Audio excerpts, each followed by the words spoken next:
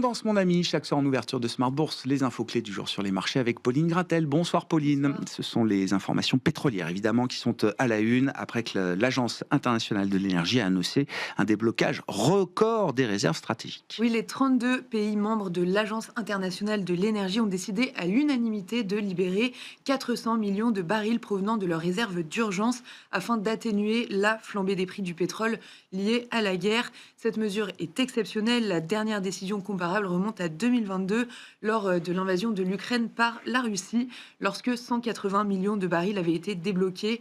Les investisseurs restent néanmoins prudents, conscients que cette solution ne pourra agir qu'à court terme. Ouais, c'est la question, les cours du pétrole seront-ils higher for longer? En tout cas, ils restent très volatiles à l'heure actuelle. Oui, hier, un certain calme était revenu après que le président Trump a déclaré que la guerre touchait presque à sa fin. Dans le même temps, le secrétaire à l'énergie américain Chris Wright a brièvement indiqué que la marine américaine avait escorté un pétrolier dans le détroit d'Ormuz avant de supprimer son message.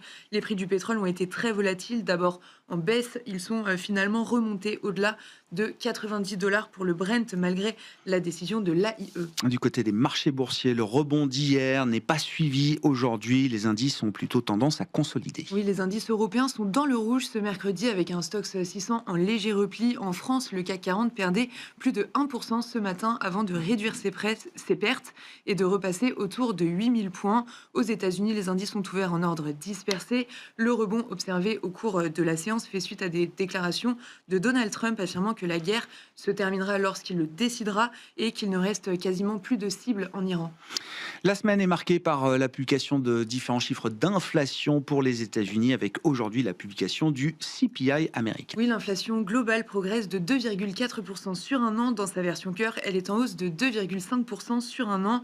Toutes ces nouvelles données sont parfaitement conformes aux attentes et ce rapport sur l'inflation intervient en préambule de la publication de l'indice Core PCE privilégié par la Fed vendredi. Quels sont les équilibres observés aujourd'hui sur les grands marchés obligataires, notamment, Pauline? Côté américain, le rendement à 10 ans se tend de plus de 5 points de base autour de 4,20% entre les tensions sur les prix du pétrole, la guerre et le rapport sur l'inflation. En Europe, le rendement allemand de même échéance se tend également autour de 2,90%. Sur le marché d'échange, le dollar est en légère hausse avec un euro-dollar sous 1,16.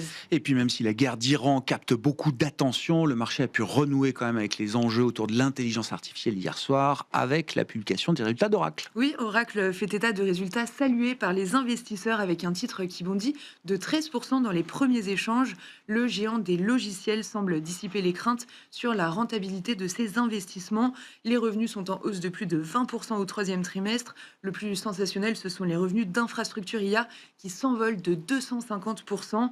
Côté cloud, les revenus bondissent de plus de 40%. Oracle se félicite d'un trimestre exceptionnel. À l'inverse, les résultats de Rheinmetall en Allemagne sont accueillis avec un peu plus de froideur de la part des investisseurs. Oui, le titre chute de 5% après sa publication. Malgré un carnet de commandes record et des ventes qui s'envolent, les investisseurs sont déçus par les perspectives de 2026 légèrement inférieures aux attentes. On retiendra également les très bons résultats d'Inditex salués par le marché avec un titre en progression de 3% aujourd'hui. Quel sera le programme de demain pour les investisseurs? Les investisseurs regarderont demain les résultats de BMW, Adobe, JCDecaux ou encore Vivendi. Et côté macro, ils attendent la balance commerciale américaine du mois de janvier. Tendance, mon ami, chaque soir en ouverture de Smart Bourse, Pauline Gratel est avec nous et vous apporte les infos clés du jour sur les marchés.